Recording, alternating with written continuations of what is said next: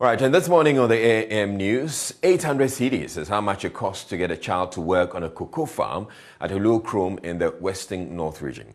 The price slightly shoots upwards for children who are older. These are findings from a JoyNews investigative piece, Children in Cocoa Labor. Kwetenate reports this illegal trade is negotiated between the farmers and the family of victims of trafficking. 12 million. 50 million. 12 million. Wait. 50 million. You only see we kakra no kra. You found 50 and 16. Hey. I want to cry your cop. One now wait here. You chiama ne papa. E dru so a wo mo nkwa na ya sande. Na e sika moto be ye biem a we ya wo agi 12 no. Afi de be ba no anyi kakra. O nyi 12 no. Wow. So, hey. So she's saying that that's almost 8. 800. Few years, right? 15. So those were excerpts of our latest hotline documentary, Children in Cocoa Labor. It will air on Monday, January 10 at 8:30 a.m. on the Super Morning Show and 8:30 p.m. on the Joy News channel. Interior Minister Ambrose Derry is taking a swipe at critics who say the 7th January Constitution Day is an idle holiday. He says it should be a day of reflection to consolidate the gains made by the people in embracing multi-party democracy. He said one aspect of the country's democratic ideals which needs to be developed and built on is tolerance. Mr. Derry has been speaking in an exclusive interview with JoyNews' Upper West correspondent Rafiq Salam. The Constitution requires that we are tolerant, and I'm looking forward to us doing the right thing, tolerating each other's views in Parliament, reflecting the nature of the people that we represent, Ghanaians, peace-loving people, and continue to build our democracy. That is what I look forward to. And to say that the president will continue to develop, we want development, we should learn to pay, contribute to it.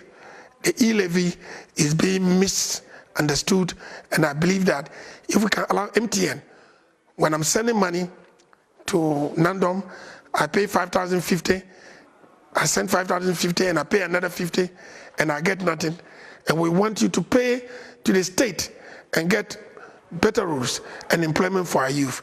I'm calling on all concerned to reconsider and support us constructively moving forward to get the necessary resources to build Ghana and move towards a Ghana beyond aid. Thank you very much. Thank you very much. The Interior Minister also states that the current happenings in Parliament is a concern for all, and he hopes the MPs will pass the e-levy when sitting resumes this month. What is happening in Parliament now, in the 8th Parliament of the Fourth Republic, is a matter of concern. I say so and I want to put it in context. This is the 8th Parliament, and probably when the president decided and we went to Parliament to declare 7th January Constitutional Day, some people thought it was an idle holiday. It is not an idle holiday. We want people to wake up from complacency, that we think that we have arrived as a multi-party democracy. Yes, within the region we are a shining example, but I believe that the Constitutional Day should give us an opportunity to reflect and improve and consolidate. And one aspect of our democratic attitude that we must develop and build on is tolerance. Tolerance of different views. And that's what we need to build on. The Nchi Magistrate Court, presided over by His Worship Eric Ba Boateng, has remanded into police custody the couple who beat their 4-year-old daughter to death for bedwetting. The Nchi District Police arrested the couple on Thursday. According to the police, Francisca Etute, who was made to sit on hot water, also broke her arm due to the beating. The suspects are said to have caned the deceased till she fell unconscious. Speaking with JoyNews, the Nchi Police Divisional Commander ACP Henry Bacho that the couple subsequently rushed their daughter to the Awing Community Clinic. However, Francisca died while receiving treatment. Police had information that the couple named Salome Etute and Daniel Efa, they beat their 4-year daughter and she fell unconscious. And then she was rushed to the Aoi Community Clinic at New York Castle. While she was treating treatment, she passed on. But the couple decided to go and hide the body in their room, covered with jumbo leaves, expecting to bury the child in the night. So when we had the information, we went there and it was true. So we picked them together with the body to Inchi. The body is deposited at government hospital in Inchi here, and the husband and the wife are in our custody for investigation. We heard from the suspects was that the deceased girl used to urinate in the night, and they tried to punish her by using hot water. She sat on hot water. Then that one doesn't serve them right, and they whipped her and broke her arm, and then she was rushed, and she fell unconscious. She was rushed to the hospital, our Wing Community Hospital at New York, where she died. Former Bono East Regional Minister Kofi Amakwehene says the new region, since its creation, has attracted various forms of development. He notes that aside tackling some key infrastructural needs of the people, the new region has also contributed to bringing governance closer to the people. There's more in the following report by Anas Sabit. In the year 2018, traditional authorities in the eastern part of the Den Brong Ahafo region embarked on a journey with a proposal for the creation of a new region to be named the Bono East Region. This attempt received a massive endorsement, with all 19 paramountcies in the area throwing their weight behind the move. In December that same year, a referendum was held and history was made, with 99.5% of the electors who turned out to vote voting yes. Today, authorities in the Techiman traditional area, with support from the board of directors of Encom Hotel Limited, held an awards program to celebrate key members of the region whose tireless efforts led to the birth of the Bono East region. Regional Minister Kwesi Adujan called for unity in order to realize the goals for which the new region was created. I think it's an important milestone, and it's a way of appreciation. So it's in order. We now have the region. We now have to work hard with one accord, in unity, and make sure that the region that His Excellency Nana Addo Dankwa Akufo-Addo has given to us will be able to realize the goals, the objectives, and then make the citizenry understand their roles, their responsibilities and duties, and contribute towards the building of the region and Ghana as a whole. Former Member of Parliament for Atiwa-Mantin constituency and first Bono East Regional Minister Kofi Amakwehene, who was integral in the creation of the new region, noted that the new region has so far attracted development to the area. It was worth creating the region. One, that I would say is that by the creation of this region, we could count of 5,000 kilometers of road within my few months in the office and from the government. And I was the first regional minister, and honestly, I went to 13 new places that they told me that no minister has ever been here.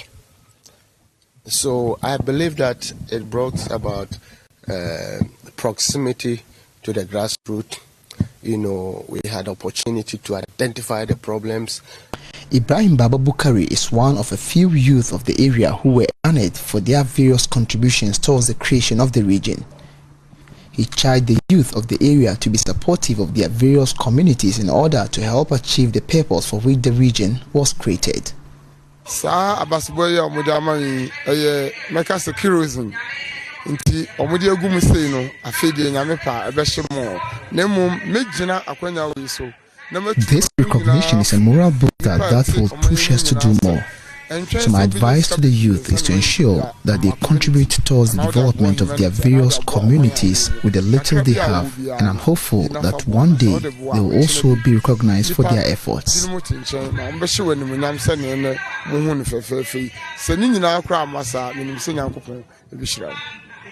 Reporting for Joy News, Anas Sabit, Tichiman. At least 500 people at Tenzug in the talented district of the Upper East region have received free medical screening, health advice and treatment for various conditions by Little Feet Foundation, an NGO working to promote the well-being of children. The children in the community were also giving mentorship sessions, while adolescents were taking through reproductive health talk sessions as part of a community medical outreach during the Christmas period. Here's a report by correspondent Albert Sori. The Christmas Community Health Outreach by Little Feet Foundation was the fourth since the organization came to existence 6 years ago.